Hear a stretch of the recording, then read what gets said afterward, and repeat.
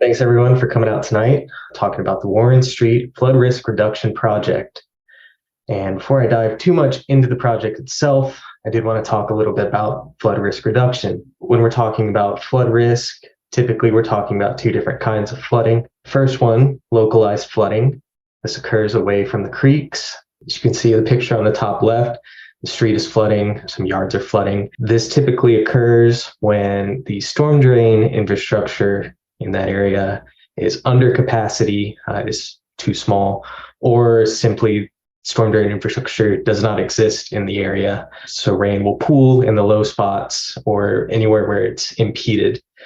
And the other type of flooding that we typically talk about is creek flooding, and that is simply when the creeks have too much water in them and they overflow. Both of these pictures are actually from Austin. The top left is down near South Lamar, and the bottom right, the creek flooding photo, is from Williamson Creek. These things occur fairly often in Austin and are problems throughout the city. I do want to say that this particular project, the Warren Street Flood Risk Reduction Project, is concerned about localized flooding in the area. That is what we'll be addressing, and that's why we came into this area. So to give you an idea of the flood reports we've received throughout the city, this map shows every report we've received for local flooding. You can see the red dots are building flooding. That is when water gets into a garage or inside a house itself. There's yard flooding, fairly straightforward, water getting into a yard, or street flooding, where water is flowing down or pooling on the streets. And typically we see most of these issues in our neighborhoods that are older than those built in the 1980s. This is typically due to either aging infrastructure or infrastructure that was simply just built before the regulations and codes were standardized to what we use today. And simply put, there's no quick or easy solution to any of these reports. So we're here now in the neighborhood and we've identified an alternative. So we are working towards a solution for this area. Here we have the storm drain infrastructure as it is today. You can see the green line on the map here is the storm drain pipes as they are, as well as all the flooding reports we've received in the area. And you can see the creek, or really the channel that runs through and in front of a lot of properties in the area. I also want to point out that you may not know there's an existing drainage pond on the state property here near Exposition, which is also being included in this project. This infrastructure was built in the 1950s. Engineering was different then. We didn't have the codes and regulation we have today. And that is what's led to a lot of the problems in this area. And so we are now out of our preliminary engineering phase, which means we've determined an alternative storm drain system that we are going to move forward with. So you can see the pink line here on the map. That is the infrastructure we are moving forward with. We propose to construct in the neighborhood. You'll see that it's rerouted slightly compared to the existing infrastructure. We're trying to move what we can into the right of way so that it's not in people's yards and we are disrupting fewer residents. There are some small instances where it is simply not feasible to stay in the right of way and where we will have to cross across property to reach our desired outfall down here at Deer Creek Circle. So we're looking at constructing a system that will consist of an 8x8 foot box outfall down here where the existing outfall is, and slowly or gradually getting smaller 7x7 foot box here for going into a 6 foot circular pipe and gradually decreasing in size until it gets up to 35th Street here. The capacity of this new pipe will be 9 inches per day, which is the regulation that we design all of our systems to in this area. So the new storm drain will be installed, and however, the existing channel will remain in place, and it will still receive flow from where it naturally would occur, like directly adjacent to the channel or from the church property just upstream of the channel. However, the channel will see significantly less flow into it, as that flow will instead be diverted underground into the new pipe system. Currently, we're coordinating with another project on 35th Street. Up here, you can see before it turns down onto Exposition, that portion of the project will actually be built slightly sooner than the rest, as we're getting in there while we can, as a water pipe is being installed. So that area might be disturbed by construction sooner than the rest of the project, but in the future, we won't have to go back and dig on 35th Street when we construct the rest of the project. And one more thing I want to mention, the detention pond here will also be seeing some pretty big improvements. It will be expanded so as to contain more water and slow down the flow through the pipe. Our pipes and our regulations dictate that we cannot increase the flow at the outfall so as to prevent increased flooding downstream of our system. So through means such as improving detention ponds, we will slow down the flow, and we're able to then not only reduce flow in yards and in the streets, but slow it down so that we're also not impacting your downstream neighbors. What is a storm drain? I want to just go through exactly what this project will entail. It's a system of streets, ditches, pipes, and culverts. And when I say culverts, we're talking short lengths of pipes or box pipes that would typically run under a bridge or under driveways, but link to channels or a creek or some other body of water like that. So they'll drain water from streets to a nearby creek through inlets, like you'll see in the picture here. And streets should drain in most storms.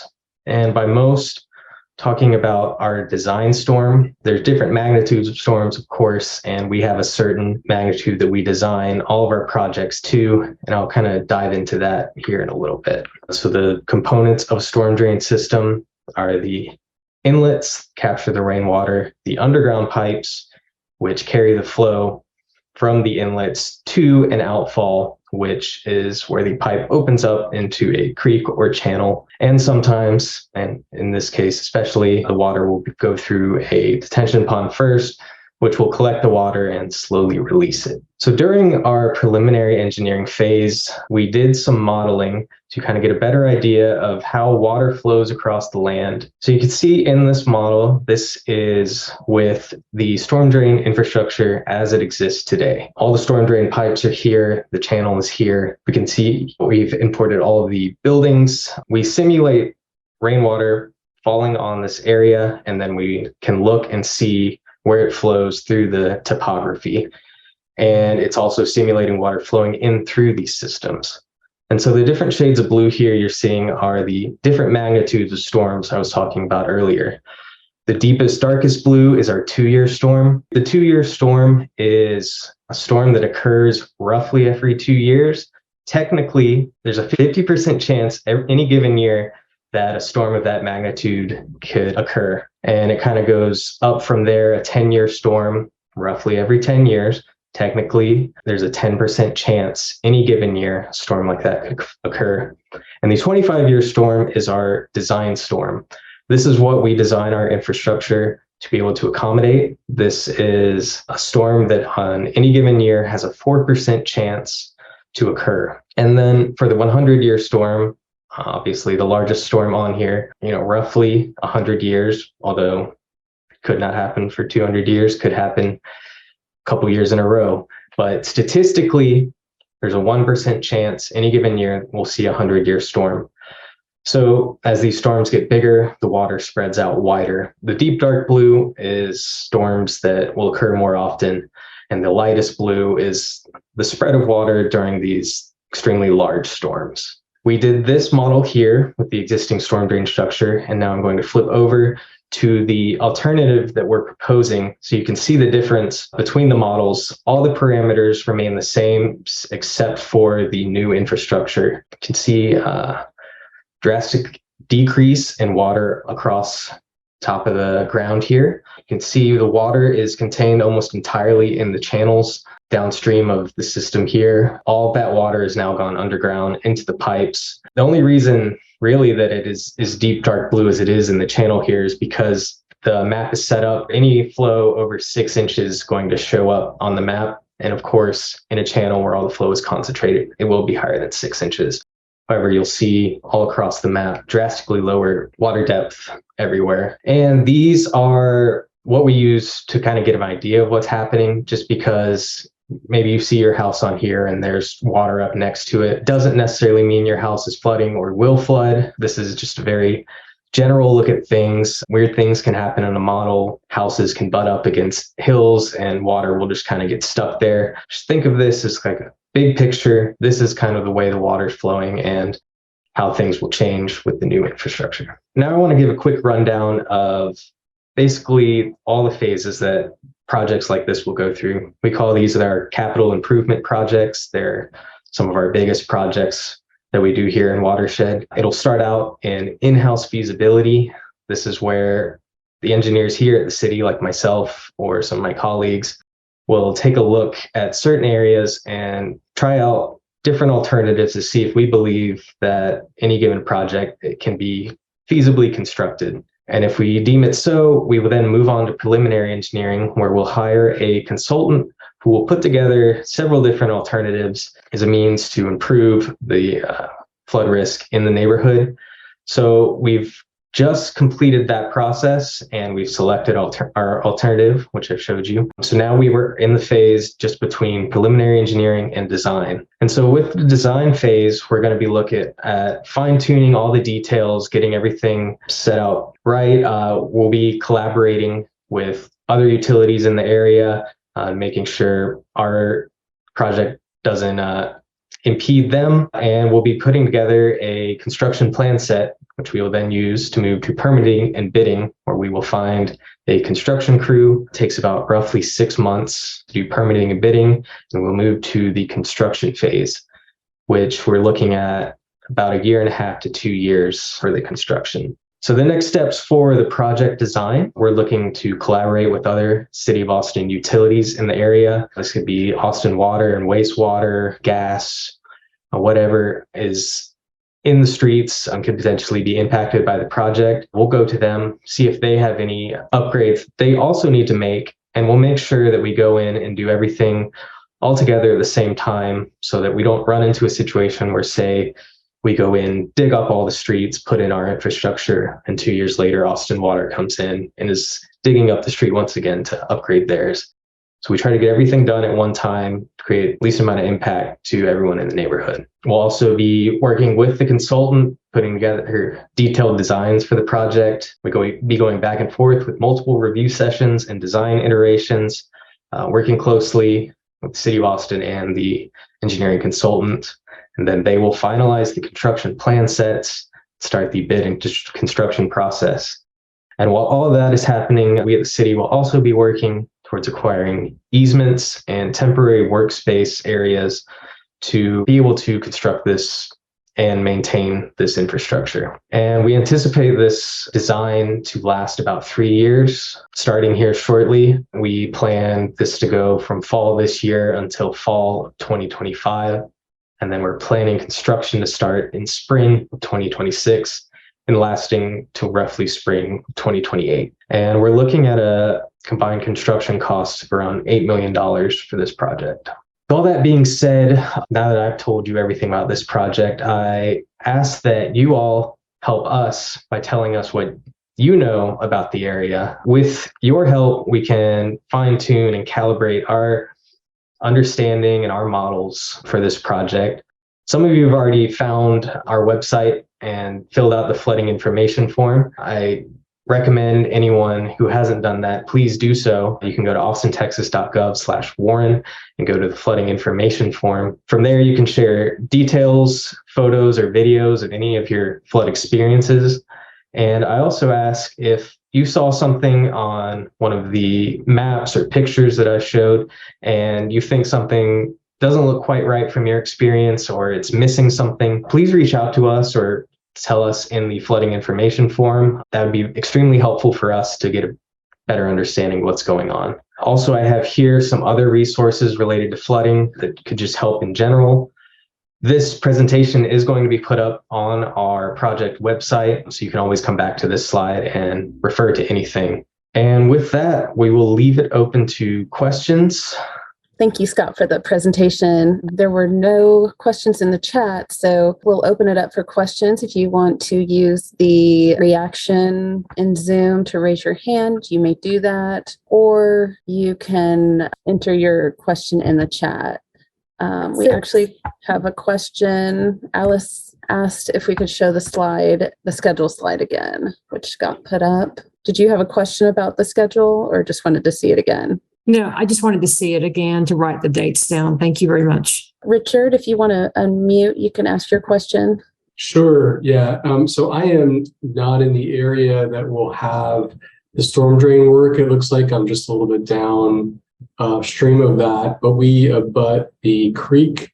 And I'm wondering, I think I know the answer, but presuming that the water flow during significant storms will be lessened by the storm drain. I guess to what extent, if you can sort of handicap that. I think one of the Scotts I've been emailing with, we had some flooding in our yard in the last storm just because the creek is overflowing into our property. So I was wondering if the flow there would be lessened. Yeah, great question, Richard. Due to our current regulation and code, we cannot increase the flow downstream of this new system, and we try to reduce it when we can. At the very least, our main goal is not making things worse for people downstream. There may be potential. Our local flood project is kind of separated in scope from the creek flooding that might be occurring downstream. So it would take another project in order to address those concerns.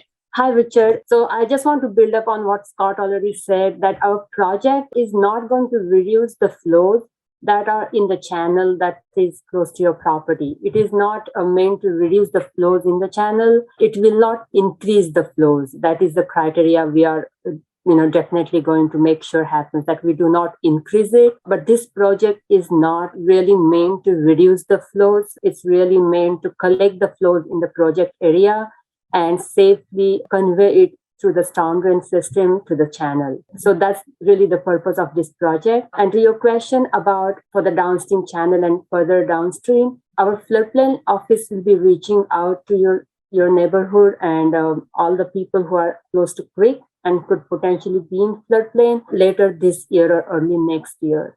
Okay. So you will hear more, and they will have separate public meeting talking about all those details. Gotcha. Okay. Thank you. George, have a question, and he probably having a hard time raising hand. We actually live at 3101 Hillview, and that picture that you have up is the headwaters of our lot, which is designated on one of those first slides as a creek. And my question is the sides of that creek that go literally underneath my house are decaying. I'd like to improve that and repair that. Is that something I can do between now and the start of this project or the end of this project, or are there restrictions on what we can and can't do currently? George, we are not really doing any improvements or any work in the channel for this project. If we could go back to the slide which shows the new alignment of the storm drain, we are not coming to that channel or doing any improvements. So this project is really not going to do any physical improvements to the channel. How we are improving the flooding in that area is by reducing the flow that channel currently receives. Because and probably better, it receives a lot of flow and the channel is not able to handle. As far as your question about doing the improvements in the channel, I'm not sure what kind of improvements, you necessarily want to do. And for that, you need to get the permit, and our floodplain office and creek flood, they will look at it. And I don't think I will be able to just answer you yes or no without knowing any details. And can this project, and thank you for that answer, is this design, can it change, or is this more or less set in stone currently? The basic alignment of the system is kind of set in stone, but of course we still have to go through all the details of this alignment, and there will definitely be some changes to the alignment. excuse me, not to the alignment, but the changes, to the details of placement of inlets or sizes of pipes. But we do not anticipate it completely like moving from Exposition to Hillview or completely drastically changing the alignment of the system. In a follow-up to that first question in your answer regarding a permit, who's the correct individual or department that we need to apply for the permit for? I think it would just be the floodplain office. We could reach out to the floodplain office and get the answer. Get the contact information forwarded along to George. Right. We'd be happy to point you in the right direction, George. Right. Yeah. If you could email, your question, George, to either Scott or myself, we will be able to get you in touch with someone at the floodplain office who will be better equipped to answer your question. Just for your information, we will post a copy of the presentation to our project website. It might take a couple days, but we'll get that up there as well as the PDF of the presentation. So if you have neighbors that weren't able to attend tonight, they'll be able to see the presentation and have our contact information should they have questions. So we just want to thank you for coming tonight and your interest in improving the flood risk that we have there. We look forward to meeting with you in the future and giving you some updates. But at any time, if you have any questions, our staff contact information is on the project webpage and we can put it in the chat for you. Thank you for coming and have a good night, unless you want to add something, Polly or Scott. Yeah, and Joan, thank you. And thank you everyone for joining and your questions and input. And please share the information with your neighbors. And if there is anything you would like to share with us, here is our contact information. You can reach out to any of us here and we'll be glad to help you or hear you. Thank you. Have a good night. Night, everyone.